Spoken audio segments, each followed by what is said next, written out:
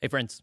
So, a couple weeks ago, or just this last week, GCFA released some new documents that Taylor Watson Burton Edwards reported on.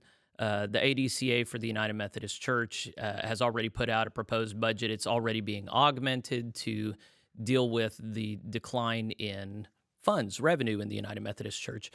There's a big part of what I've done on this channel is tried to talk finances, despite the fact that I'm not a financial expert and I am kind of an idiot about such things. And that just means that I've needed to talk to people who are smarter than me about these things. So one of these people is Matthew Conover. Matthew has worked for GCFA in the past. He is currently the treasurer for the MidSouth Annual Conference of the Global Methodist Church. He knows a lot more than I do, and we've corresponded a little bit over the last year. He's one of the people that's helped me, and as these new final reports are coming out before General Conference, it's just been clear that I need to talk to him. The Considering Charlotte crew is going to talk this Friday about these issues, so I want to be as informed as possible, and I know a lot of other people do as well. There's a saying in Latin, "Cui bono," which to my understanding means who benefits, and that kind of way of looking at things is, there's the talk, there's the rhetoric, and then there's what are we actually doing. And the best way to figure out where an organization or a person's values is look in what they do with their money. What are they doing with their money? And so there's a lot that can be told about where the budget is being reduced more drastically than other things. There are actually some line items that are not being changed at all on the denominational budget. There are a lot of different things about this that I have questions about. So Matthew's going to join us here on screen in just a moment. But this is not only going to be about the United Methodist Church. My primary interest actually is establishing a new financial culture in the Global Methodist Church based on transparency and accountability. And so as we're digesting this information, my hope is that Matthew and I can also paint a portrait of how it is that the GMC might be different. Of course, there are going to be some things in common, but what are some things that we need to see that are different, that are not going to result in this kind of scenario where you're looking at almost a 50% budget shortfall or a cut. So with that in mind, stay on board with me, even if you don't like financial stuff. It's just important. So this is part of being a grown up, and we're going to have a grown up conversation, and you're going to join us, and you're going to like it. So with that in mind, I'm going to welcome Matthew on screen. Matthew, thank you so much for joining me. How are you today? Oh, Jeffrey, I'm doing great. Thank you for having me. Well, thanks for being willing. There are a lot of people that write me and they want to add to my knowledge base, but then they won't join me on screen. And I just can't. I'm not smart. I haven't digested the information well enough to act like I'm an expert and I know. So you're helping me with this right now. And I did kind of briefly rehearse your history in finance in both Methodist denominations that we've been a part of. What else in your personal experience might help people to trust you more, or at least consider your words with more gravity?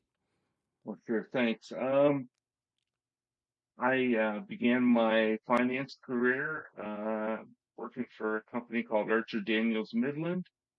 They're a Fortune 500 company. I've worked, in fact, for three different Fortune 500 companies in various financial roles, from just a auditor all the way up to senior financial analyst. For a while, I was consolidating financial centers in Europe. So I've got a experience globally as well as just domestically here in the States. Um, I've worked for John Deere. They're another Fortune 500 company. Um, I've worked for Tenneco, another Fortune 500 company. Oh wow. There's several um, in it it's a it's interesting how every company has its own culture, Mm-hmm. and that includes GCFA and the Global Methodist Church. Each of them have their own culture, and it's how you adjust to those cultures that uh, even in finance, some people think dollars are dollars. Well, sure, dollars are dollars, but cultures are cultures, and how you maneuver within them is important. So how long did you work? Did you work for GCFA, or were you a private consultant for GCFA? In what No. capacity did you operate with them? Well, I I gave up the finance world and became a pastor and worked with or went to worked with I went to Asbury Seminary. And when I was there, I also taught across the street over at Asbury College. I taught accounting, advanced accounting, and so um, then I became a pastor. The annual conference and others knew of my financial background, and GCFA tapped that, and I was a full-time employee of GCFA. My title was Director of Financial Services. Okay. And how many years was that? Well, I was there from 2012 to 15. Okay. Okay. That's a good amount of time to be able to speak not just to how GCFA does things, but also to the culture as well, having been a part of it for 3 years. And of course, there is no way to not have any culture.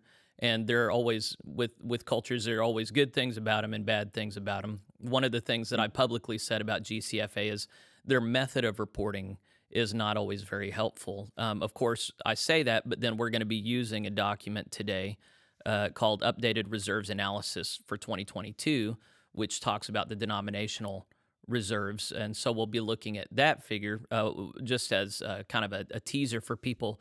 The numbers it reports there are enough to keep the whole denomination going for over another quadrennium. And so that it's a huge number, and that's not including the reserves from annual conferences or the monies that they brought in through disaffiliations. So they're significantly reducing things, but they have tons of money that they're sitting on as well. So we'll talk about that in a little bit. So were you, before you joined the GMC, an ordained elder in the UMC?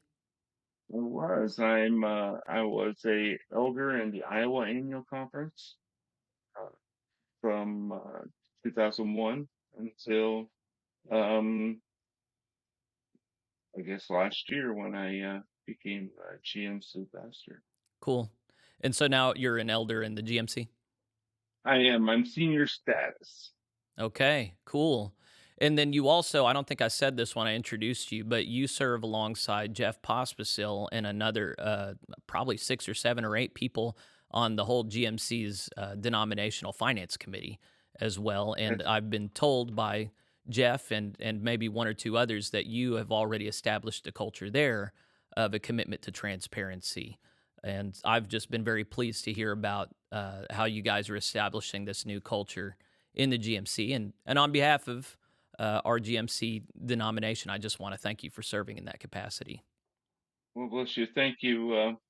You brought up transparency, and a friend of mine, she sent me uh, a quote. She says it's from the Lord, so it's a quote from the Lord, Okay. and it's about transparency. She said, "Transparency is not a human construct; it's from God, and it becomes a light in a dark place." Mm. Yeah, there's of course a good deal of scripture, much of it from Jesus himself, talking about well, think of John chapter 3. This is the condemnation. Light came into the world, and the people preferred darkness because their deeds were evil, and they don't want to come into the light because they would otherwise be exposed. I butchered that, but Jesus himself is the light, and when we think that we have something to lose by bringing things into the light, then that betrays that we are creatures of darkness. And when an entire Right. institution wants to keep information hidden, of course, I reported publicly on how I got in trouble in the Oklahoma Annual Conference because I wanted them to bring their finances into the light. And when I called them out on it, the bishop threatened my job. And so this is something that's become part of the United Methodist culture, where they want to keep things hidden because they don't trust people with the information. And then with the Global Methodist Church, there are many people that have that fear of, are we going to get the UMC 2.0? And I and many others have been of the mind. The one of the clearest ways that we can show that we are not UMC 2.0 is to have transparent, accountable financial reporting. And I'm just really tickled that you and Jeff and so many others are committed to that, and I know that here in the next few months, the intention is to have some denominational financial reporting that would be very helpful. So I wish you luck because that's not going to be easy to put together. Absolutely, and it isn't. It's you look at well, it's a whole new entity and a whole new animal when you start looking at the differences between UMC and GMC. You can't become 2.0 whether you want to or not. You Hmm. just can't, and it's a very different way of looking at doing business. If you call church business, it is Right. partly business. Of course. And we shouldn't be turned off by that, just like the church is also political. There are certain things that we put a nasty spin on, but just because we done that doesn't mean it's nasty. It just means we need to come to terms with the fact that business should be holy and politics should be holy, and the church should be marked by a culture of holy business and holy politics. The way we use our money is absolutely essentially connected to our faith. Otherwise, Jesus wouldn't have talked about it so much. Exactly. Yeah. Exactly. And it shows who you are. It absolutely shows who you are, not just as a person, as a denomination, as a church. It shows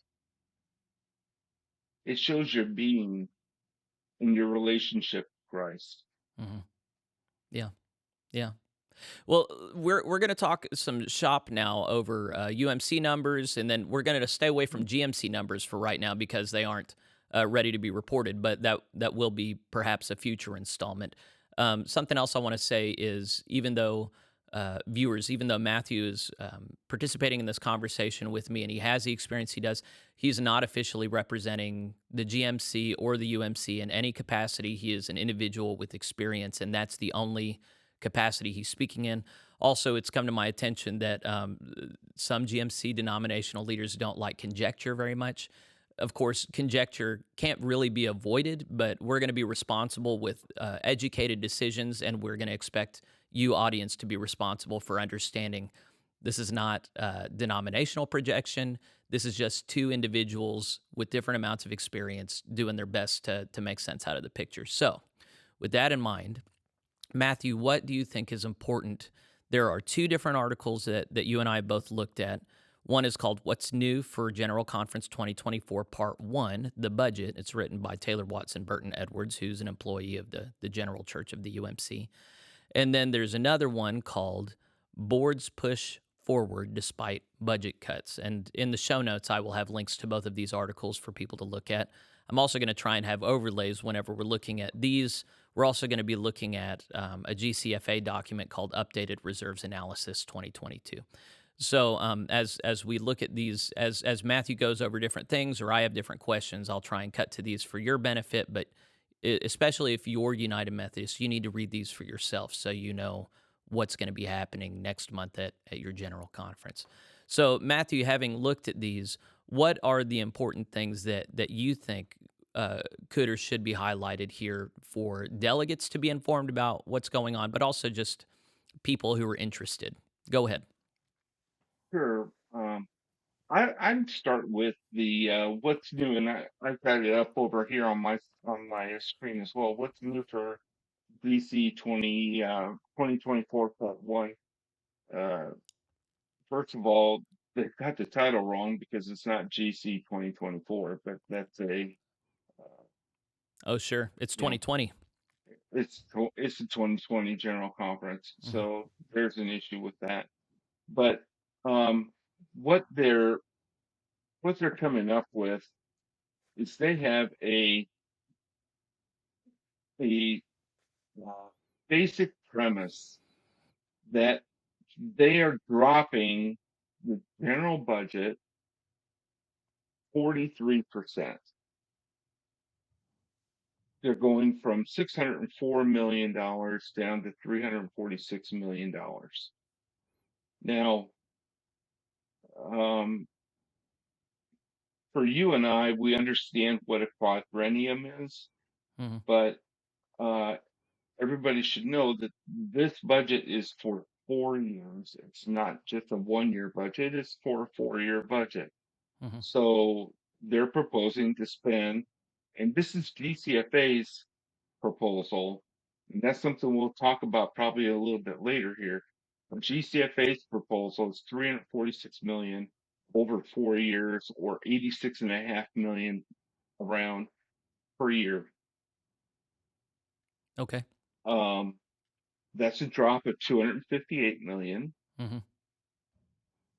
Now, what isn't being said within this article is when you look at the uh, the statements that I had sent you with the reserves analysis. It's Hmm. called the um, you just stated it. It's the reserves. Oh my goodness, I've got it right here. Figures in thousands, source Yeah, 2022 audit reports is what it says right at the top. yep. And it shows $390 million. Now, folks, that's with 6 zeros after it. 390 with 6 zeros. That's a lot of money, friends. So And that this is, that number comes from, you look at all the different general agencies of the General Church of the United Methodist Church. mhm, You have the final column is unrestricted net assets, excluding fixed assets, and then the total sum of all that is over $390 million. that's right. That's at the Those bottom of that numbers, last column. Yeah. yep. And I confirm those numbers are from the audited financial reports, which are also available on that same website. Okay. All of this, all the information you and I are going to be looking at Hmm. is all public information on GCFA's website. There's nothing inside type of things that we're going to be looking at. I have no, um, I don't have any access to anything on the inside anymore. Hmm. So I can tell you everything you're looking at is available to everyone else. Uh, so when you look at this reserves report that shows that there's $390 million available, this is now it's unrestricted, meaning that this is not endowments. This is not earmarked by the donor. This is unrestricted, purely unrestricted funds. There are no restrictions placed on these funds. It can be used for anything that those boards wish to use them for, Yeah, they could have a pizza party every day on those funds, whatever they want to do. whatever they want to do. And I think I saw that So, one of the general boards, I think it's the GCCUIC, the one responsible for interdenominational yeah, activity. They're reducing that budget by, I think, 80%. And then they're saying the shortfall can just be supplemented by unrestricted reserves. yeah, yeah, absolutely. Because when you look at their unrestricted reserves, GCCUIC, um, their unrestricted reserves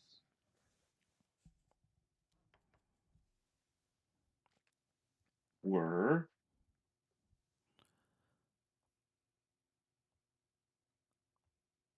sorry Is for it this pause. interdenominational cooperation? I think that was Yeah. 279. That would have Yeah. been $279,000. So that's not significant, really, I don't think. Maybe Well, it'll, when you look at yeah. their budget is very small. I think they've got one full-time person and their programming's uh, very limited. So yeah, they probably got, I would guess 2 or 3 years of, or 2 or 3 quadrenniums, Oh, really? Okay. because that's what you're looking at. Yeah. Yeah. And so the larger question over all this is, what is the right ethos for the denomination to have when you're looking at, okay, you've got a denomination in free fall that has just lost about a third of its churches. How much of that was properly disaffiliation versus church closure. Maybe there will be clarity on this, but they probably lost about half of their connectional dollars coming in, maybe a little bit less. So, is the proper long term strategy to hold on to as much as they can and then ask for as much as they can from local churches? Or is there a realignment in order where they ask less of local churches, significantly reduce the size of the overhead bureaucracy, and get by on reserves for a bit? They could do that. They could significantly reduce the burden on local churches and do a realignment. And, they've been talking about it for several quadrennia, reducing the size of the general church. But they seem to be making a choice right now, which is maintain the bloated bureaucracy as much as possible, maintain the heavy burden on local churches, and then stretch out those reserves as much as possible for an indefinite future. Keep this thing afloat artificially long based on the reserves. So it's an approach saying, yes, we could just go ahead and spend all of our reserves and let this denomination right size itself, let some of this stuff exhaust. They're not interested in that, it would seem. It would seem that they're interested in maintaining the bureaucracy as long and as big as possible. Do you think I've read that right, Matthew? To a point, I do have to give some of them credit. For instance, global ministries, along with higher education. Higher education's uh, chief executive had retired, and now they're going to be sharing the Mm, chief executive, which, okay, well, they're starting to share some resources. When COVID hit, and I think this is more of a COVID forced issue, some of them sold their buildings because you have more people working at home. Some of these things should have been done a long time ago. right? There's something called shared services, and I was really big on shared services in my corporate career, and I really tried to push some of those when I was at GCFA. And um, the general agencies like to work in silos, Hmm. and so the redundancy was unbelievable, Jeffrey. Hmm. Each of the general agencies had their own payroll department Mm, and did their own payroll. Each of them have their own complete accounting department. Each of them, we have something called a whole agency called United Methodist Communications, hmm. but each agency has their own communications department. Yeah. I remember it was, I think, General Conference 2008 when it was like a Towers Watson report was issued to the whole General Conference showing a lot of this ridiculous redundancy and all of the streamlining that could be done for the bureaucracy, reducing the general size of it. And it was handily rejected by the institution and by the General Conference. No, I think the General Conference adopted a new measure, and then the Judicial Council said it was not constitutional. I could have that wrong. So, but you're right. There's been talk, responsible adult talk for decades about reducing a lot of this and streamlining a lot of this. But one of the natural laws of bureaucracy is it doesn't give ground. Once you build this structure, it maintains itself. It's kind of a behemoth. So, now there's this required belt tightening. And one of the things noted in the article, What's New for GC 2024, it said the last time that we revised the budget, that the UMC revised the budget, was 2016, and GCFA recommended a budget reduction. But then from the floor of General Conference, several motions were made that then increased the budget It did. by Point 0.2%, I think it was. point 2%. Yep, exactly. So that's just the Yeah, culture of these things. Once you get used to having nice things and you pay so many people, to reduce that is just anathema. and that's when you look at the other article we were discussing with that discusses in particular global ministries, you can tell that the general agencies usually are not pleased with GCFA recommendations. Right. And so what will happen is they will, uh, through throughout General Conference, they will have various programs, various sundries, whatever it is, come through, and it ends up increasing that proposed budget that GCFA threw out there and recommended. Mind you, though, that the budget now is recommended by not just GCFA, but it comes from GCFA and Connectional Table. The two of them gather together and look at both programs and the finances, and the two of them get together for one proposed Did I budget. note correctly that the budget for Connectional Table was just barely even reduced? Yes, Yeah. So, of course, they're going to yes. co-sign that. you know, Why not? Yeah, well, it was. I think Why not? the larger line item was administrative services, and so that's the Commission on General Conference, Connectional Table, and Archives. No, wait, I forget what the third thing is, but there was actually a budget increase in that, and the ostensible purpose was because they're going to have another General Conference in 2 years that needs additional funding. Even so, Yes. that just seems kind of strange. While we were talking about positive things that they're doing responsibly, I also couldn't help but note in the Episcopal Fund, they've augmented how many bishops are going to be funded in the U.S. There are currently 39 serving. It's going to be reduced to 32. And then in Africa, there are currently 20, but it's going to be increased to 22. And that matches, I mean, that's been a long time coming, and it doesn't meet the commitments made in the past, but I thought they were going to reduce even further. So I was pleased to see that. I think that's responsible. It, on the outset, it is, Jeffrey, Hmm. but you got to remember that GCFA has no say so in the number of bishops. Okay. Even though they go ahead and they say we're going to, we recommend that there be a reduction in bishops, it goes back to the jurisdictional conferences. As the Okay. jurisdictional conferences decide that they want to keep the number of bishops or increase, which happened last quadrennium, then GCFA has to find a way for that Episcopal fund to generate those dollars. Okay. Yeah, that makes sense. I had one question. I thought maybe surely I'm understanding this wrong, but in the "What's New for GC 2024" article, I'm going to have it underlined for viewers here. I'm going to read the whole paragraph to you, and you tell me if I understood this correctly.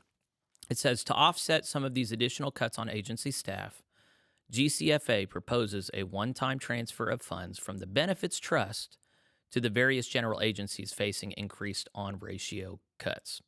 These funds would be drawn from proceeds from expired legacy defined benefit plans. This would help cover some benefit costs for general agencies without affecting current retirees. And then the question I have is would this hurt future? It says it doesn't hurt current retirees, it doesn't get into their defined benefits, but you don't get money from nowhere. So it's coming from somewhere. Would I be right in understanding these would have undergirded defined benefits programs for people who haven't retired yet? And is it taking away from them in order to maintain these general agencies? Or have I misunderstood where it's coming from? Now, yeah, the defined benefit trust is a it's a trust in which that defined benefit program was for general agency employees. Um, and it has nothing to do with the pastors or any other annual conference. It's only for the general agency employees. Okay. Um, and those funds, the trust right now has in excess of $24 million in unreserved funds. In essence, if you looked at a pension plan and you said, is it funded or underfunded? Hmm. It's overfunded by $24 million. Oh, okay. So that money didn't belong to anybody. It was unrestricted. It could be used however. Exactly. Okay. Okay. Well, then Exactly. that's And less you'll see, problematic. yeah, GBGM, in fact, received $2 million in 2022 of that. That's a regular uh, that's a regular fund in which uh, the general agencies can make a request of GCFA to, for extra funds. Okay. Yeah. Well, it's a complicated picture because so it has overall budget reduction percentages or dollar amounts probably that and then it has some that are not cut at all. Some of the general agencies not cut at all. Um, Connectional table, General Commission on Race and Religion, status and role of women. Those have a net decrease of 0.9%. Then you have some that are hugely reduced, and then you have some that have fixed funding reductions, and then you have on ratio reductions, and those are different. And there's wiggle room. Some can draw on reserves more easily than others, it would seem. So it gets too complicated for somebody like me. So, coming back to your general analysis, we've already covered some good territory, but what do you think delegates to General Conference should read between the lines here if they're not financial experts? I I would say reading between the lines, the general agencies are going to want you to think that there are such deep cuts. And when they are looking at deep cuts, they're looking at something from 2016, pre-COVID, pre-COVID balances. And GCFA, through,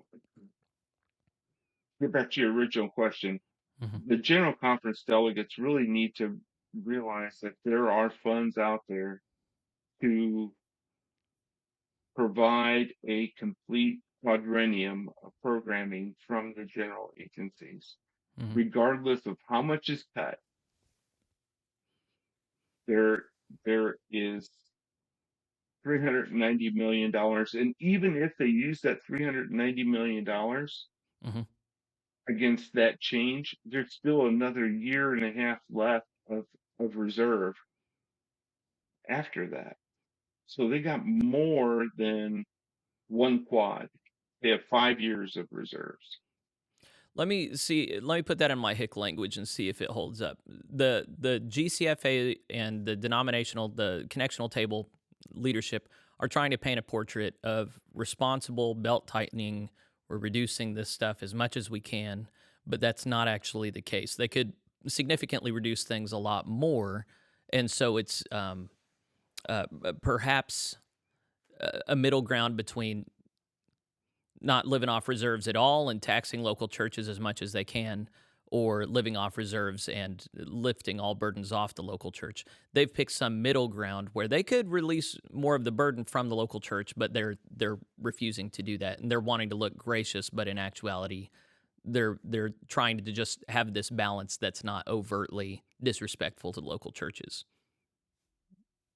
Yeah, and that's a good story. That's a good narrative for your local churches for to go back to your local church and say, "Hey, we cut."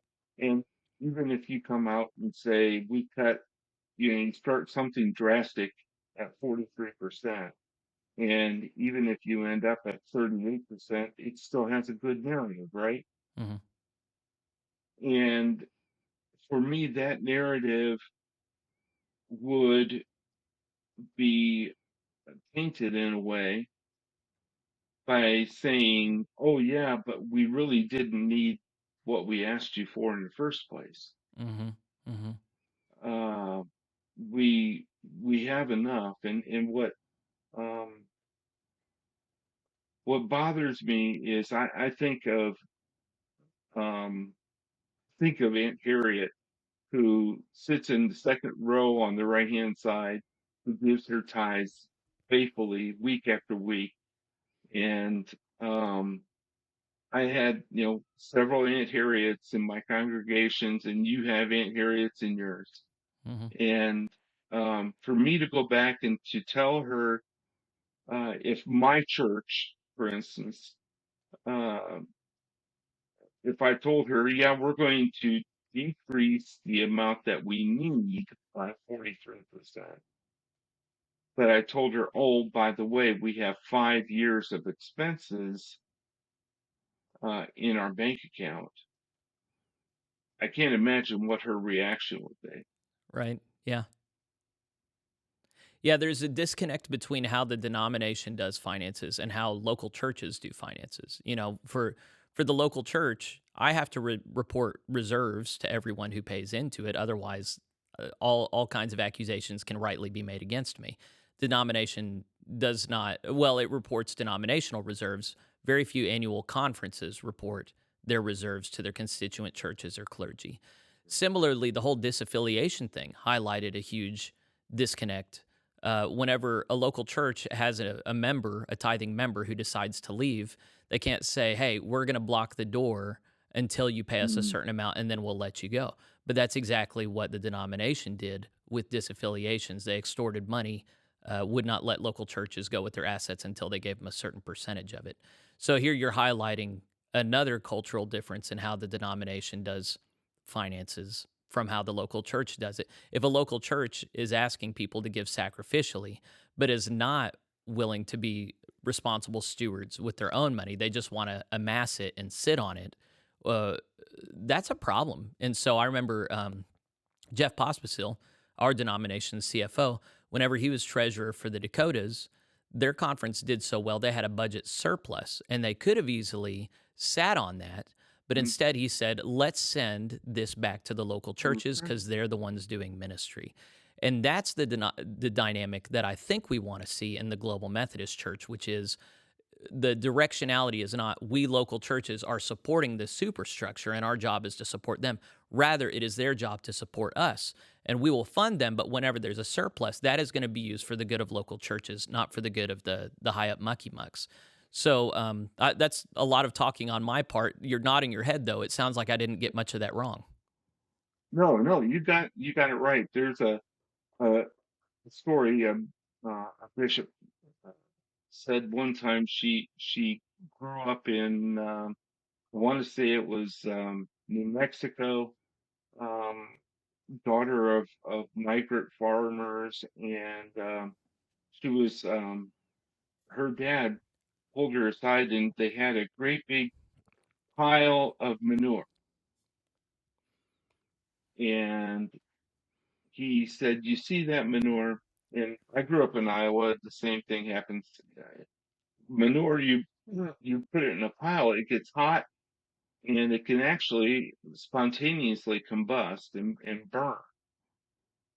And he said, putting it in a pile is not good. It can just burn up and be of no good to anyone. But if you put it in a spreader and spread it out on that field and have seed planted in it, can produce some great things. Mm, And if you apply that same theology to what's going on with the UMC and their reserves and reserve policies, um, they could have some great things planning. Um, Instead, they have a pile, and it's growing. They have used it. They've used some of it. I expect they'll use more of it in hmm this. And there's another cultural thing that we're not talking about here Okay. is we've been talking purely about revenue. Okay. Yeah. Nobody's talking about how much they spend. hmm These uh, these reserves amass a huge amount of interest, and and they're not just invested in banks. Mind you, there are forests that they're invested in. They're invested in parking lots. They're invested in um, things that you could never ever think of, real estate. the investments go on and on and on that I'd are always not assumed that all their financial. investments were tied up with Westpath portfolios, but you're saying that they have all Oh, kinds of private investment. And you said forests? yes, sir. Global Ministries owned at, at least at one time they owned four forests, or not preserves, but four forests, and were the benefit of the harvesting of those forests. How interesting. So, okay, if they had just had it invested in Westpath, I think Westpath portfolios reliably generate like 9% income. Does that sound about right? Sure, I can tell you there's a minimum amount of general agency money invested at Westpac. I would That's say interesting. a majority of it is invested other places. Well, so if depending on how it's invested, if it's generating 9 or 10% A, AP, what annual percentage yield, APY, I Hmm. think is what it's called, that would be almost $40 million a year generated just from um, investments, and that's on undesignated net assets. So, and there's probably, I mean, that's just the general church, and then you're looking at annual conferences as well. Right. So, what does that? I mean, $40 million is quite a bit of money that's just amassing year over year. Um, how does that tie into this larger picture, Matthew? But what uh, the way it does tie into this is that the institution as a whole wants to protect those Okay. because it it ends up relying on the investment income, and they often treat that undesignated fund parking lot forest more like a endowment than a, so they want to keep that principal there and not spend that amount that's invested in a parking lot and not sell the parking lot and use it for ministry. They want to use the funds that are provided by those that park there and use that over and over and over every year. Would I be right in thinking? So, if it had just been funds held at Westpath, then you would just have a dollar amount conglomerate. But if it's invested in real estate that makes profit, then does that net assets figure, does that represent property value, or does that represent the amount generated each year by the property that they own? I'm having a Both, hard time. Both. sure, both. So if they liquidated the forests, sold the forests they had parking lots, then that dollar is represented here. That the value Yes, of those assets is represented in that figure we were looking at. yes. Okay. Okay. So it's not deceptively low. It's a right measuring of the value of the Hmm. assets where they had to liquidate everything. Okay. Yeah. Man, I'm so glad I'm talking to you. I would be so confused about this otherwise. I want to pivot just briefly. And if you had something else you want to say, just remember it. But I wanted to make sure that I asked this question. I'm looking now at the other article, Boards Push Forward Despite Budget Cuts. And this, of course, was not just about the budget. It's talking about a lot of the posturing and stuff going on with the general boards and agencies. Over a year ago, John Paris published an article. I forget what it's called, but the picture has an elephant balancing on something. But Hmm. he went through all the different general boards and agencies and showed how woefully they overrepresented the American interest and not nearly enough the African, Filipino, Eastern European interest. So here's the quote, and then I'll ask the question. Our general agencies, who's talking here? Fernandez. He's the new guy that's heading up two agencies, I think. Our general agencies have often presumed to be the center of whatever activity we were tasked to support, whether that was mission, education, or something else. We have portrayed ourselves as a global church, but in reality, we function as a U.S. centric church with some global outreach. And I think that that's right on. I think that that is represented in just how many representatives there are of each region in the general boards and agencies. The the big measure coming before the General Conference this year that's supposed to ameliorate that is the Christmas covenant. But all that does is it regionalizes everything. To my understanding, well, and we asked one of the authors about this directly. The Considering Charlotte crew interviewed Lloyd Nyorota, and he said that the Christmas covenant, the regionalization plans do absolutely nothing to ensure uh, representation on the general boards and agencies. And so, as you've already said in this conversation, GCFA's reporting as it moves around money still does nothing so far as reworking the bishops. You know, they decide how much money is going there, but it's the jurisdictional conferences that determine number of bishops.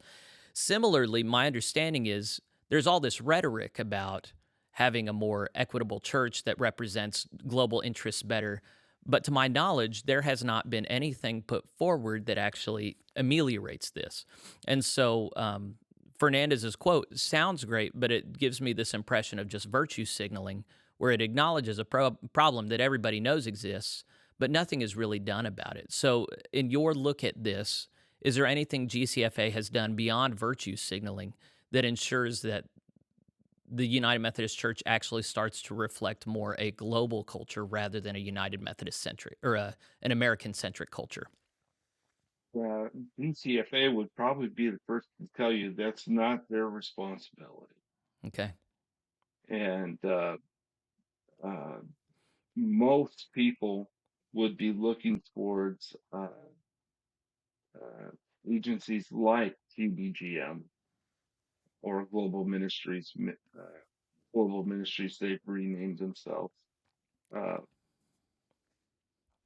uh, I know Roland Fernandez. I've known him since I worked there in 2012, and he was the treasurer of Global Ministries. Uh, Very smart, astute man. Um, he's been in a position though where he knows whether or not there's been a uh, any kind of shift Hmm. away from being global in nature. Um, and he I think what needs to be evaluated is not the money. Um, it needs to be evaluated is where the mission and ministry is happening. And um, when you start looking at budgets, and you and I kind of touched on it, uh, where your money is where your heart is. Um, it kind of goes to tell you where the heart of the UMC may be. Mm. Um, but if you turn and look at where the true mission and ministry needs to happen, I can't help but look at $390 million in reserves and the amount of work that could be done internationally, whether it's in Africa, Philippines, or wherever. Hmm. Um, there's plenty of work out there to be done. Even domestically, how many houses could we build for homeless? How many meals could we make for those that are hungry, widows and orphans? So that's There's one scenario where, okay, we have this floundering denomination. I think the sober perspective is, okay, there are some people kind of drunk going, okay, we got rid of all the hateful conservatives. Now we're just going to flourish and grow as a progressive denomination. People are going to flock to us. I think that's a crazy perspective to have because you just haven't seen that in any other left leaning denominations. So if there's a sober perspective, it's okay, we're going to flounder for a bit. We're not going to grow, but we're sitting on a ton of money. One approach of what could be done with that money is not spend it all on the general boards and agencies, not even spend it necessarily on local churches, just spend it on mission.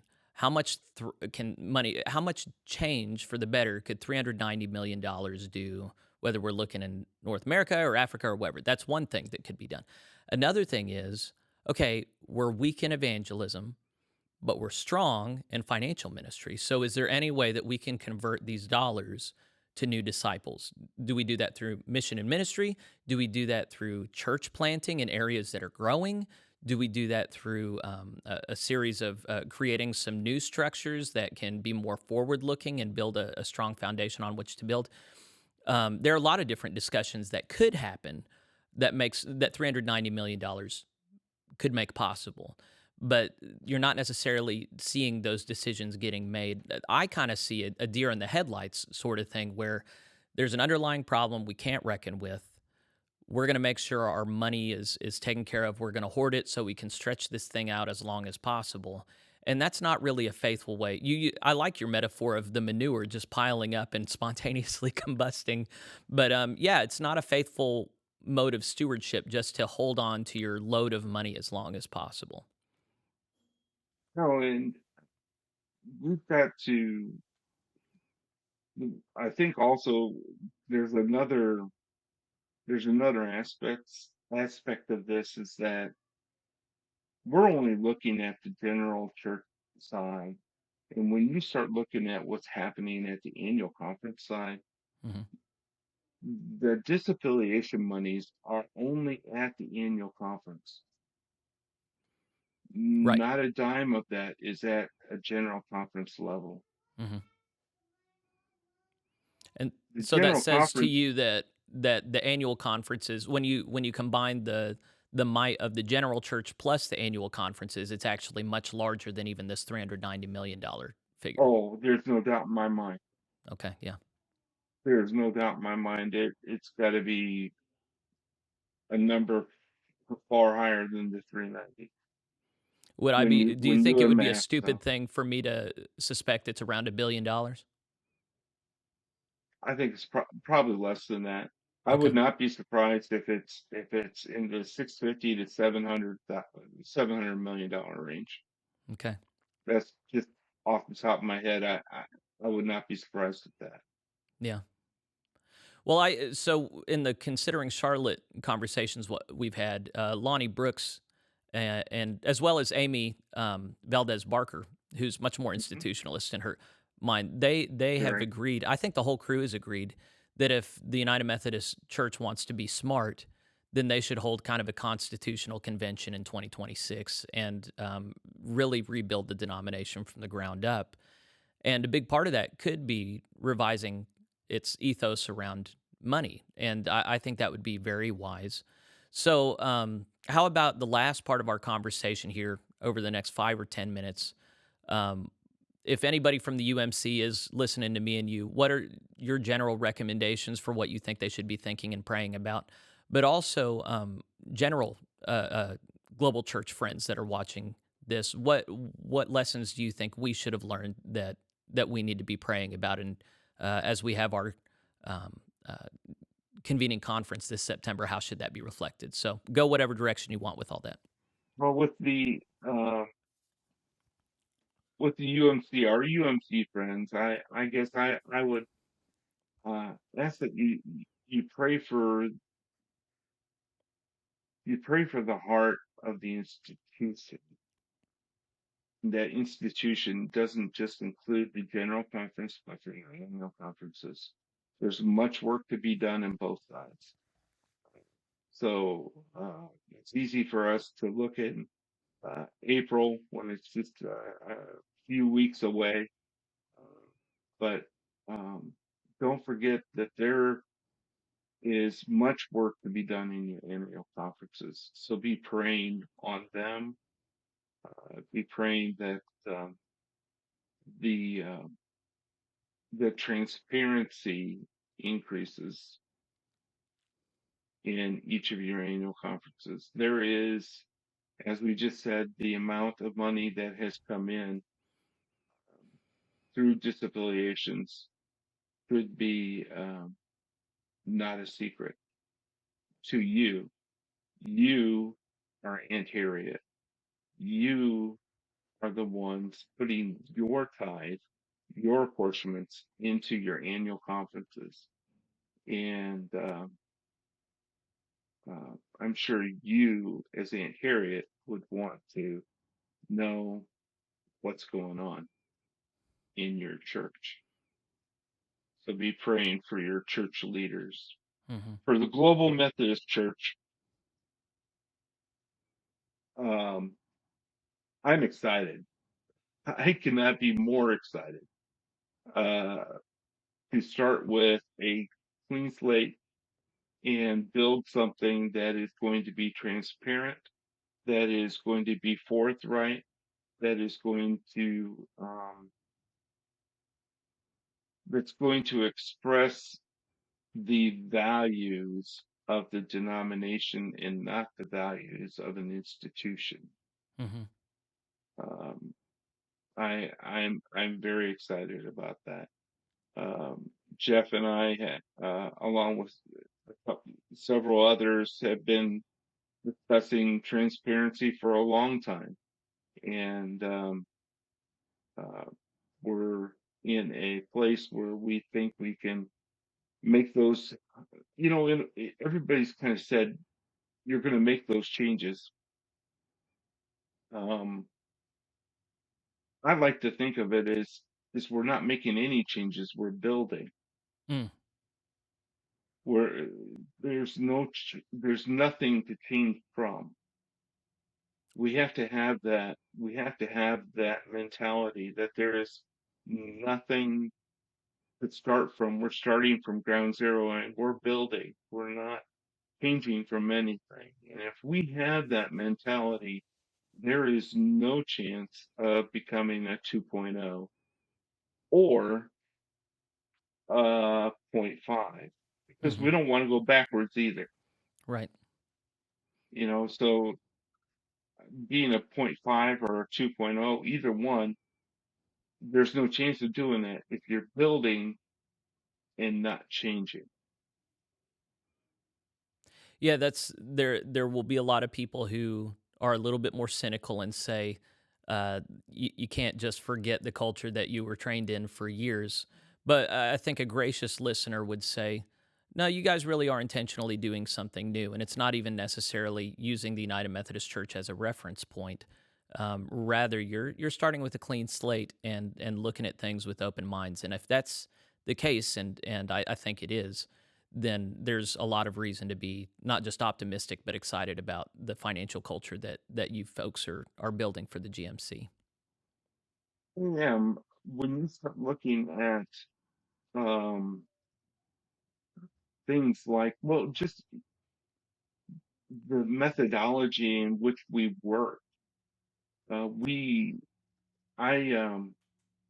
I work out of my home. We have a small office that in a church facility for all of our mail to go to. Otherwise, we all work in our homes.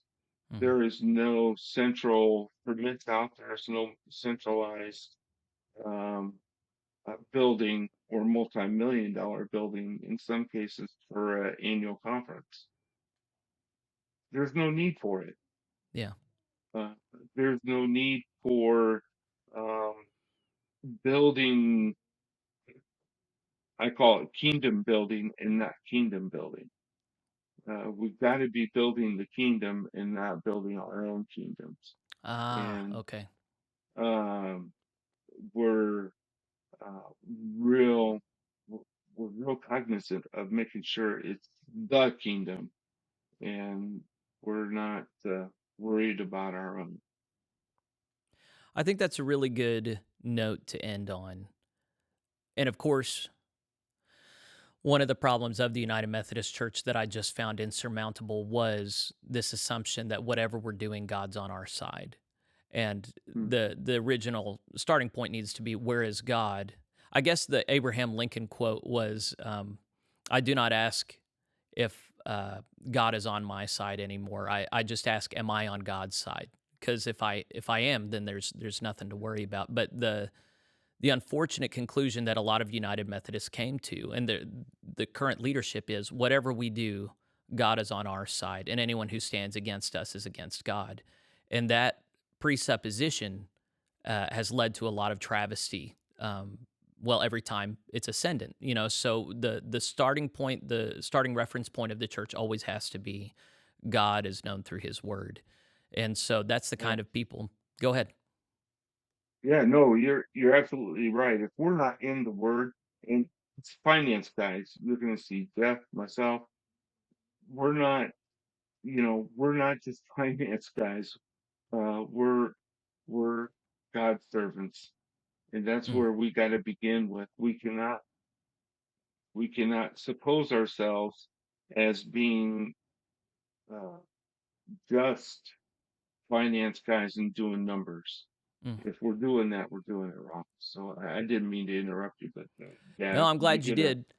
Because as a viewer, if I were just a viewer, I would want to hear you say things like that to believe that you and I share in the same values. Because the GMC is not. I mean, there were financial concerns why we left the UMC, but they were not primary. The primary thing was theological. Was are we sharing in a common vision for who Christ is, what discipleship looks like? And so whenever I hear you say that, I'm able to say, okay, not only does he have good financial sense, but he's a part of the same theological picture that I am. And we are hoping for more theological unity than what we had in that schizophrenic tent of United Methodism. And so I'm so glad that you said that. I'm so glad that's where your heart is. And as we're talking, people might not have even gotten that you paraphrased Christ himself, who said, "Where your treasure is, there your heart will be also." And for you to have that wisdom and to be implementing that on a daily basis, not just as treasurer of your annual conference, but one of the primary financial leaders of the GMC. I just really hope that this isn't lost on you viewers as you're listening to Matthew. That would you say you're surely not the only person like this on your committee? Would you say that you represent oh, a consensus position? oh, for sure, for sure. I could tell you that uh, prayerfully the committee has been chosen, Mm. and I believe that God's got the right people in the right places. I had the joy of talking with Diane Burnett, who is the primary media coordinator of the whole denomination, the other day, and she Mm. said very plainly to me that she shares our commitment to transparency as well, and it's her intention to have voices like yours platformed indefinitely to provide a transparent picture of what's going on. So, Global Methodists, there's much cause to be encouraged and optimistic. That's not to say let your guard down and trust it's all going to work out. Be vigilant in maintaining the standard and the banner of this culture that we're building together. But that is to say that there's cause for rejoicing and optimism right now. So I want to turn to you viewers now. I'm already talking to you, but just urge you, pray about these topics with the United Methodist Church, Global Methodist Church. Pray for Matthew and his crew as they continue to minister to the rest of us and lead boldly, build from the ground up with a skeleton crew, this massive structure that needs to be in place for all these churches, this deluge of churches that have come into the GMC. And then if you appreciate the work that I'm doing to platform people like Matthew, then consider supporting the platform. Of course, go to plainspoken.locals.com where you can support my work. And my hope is to be able to offer a lot more resources like this to the general church for many years to come. So I hope you feel good about supporting that. So we're going to close off now. But Matthew, just a final thank you to you for spending time and energy with me. Well, it's a pleasure, and my goal has never been to uh, tear down the UMC. The UMC's been a wonderful part of my past, Mm. and I love it. There's friends there, and I wish for her to succeed and to be planting seed and to be able to spread out that manure and plant as many as they can and harvest with the harvest. God bless the United Methodist Church. God bless the Global Methodist Church. God bless his church in all the world. All right, friends, we'll cut off there. See you later.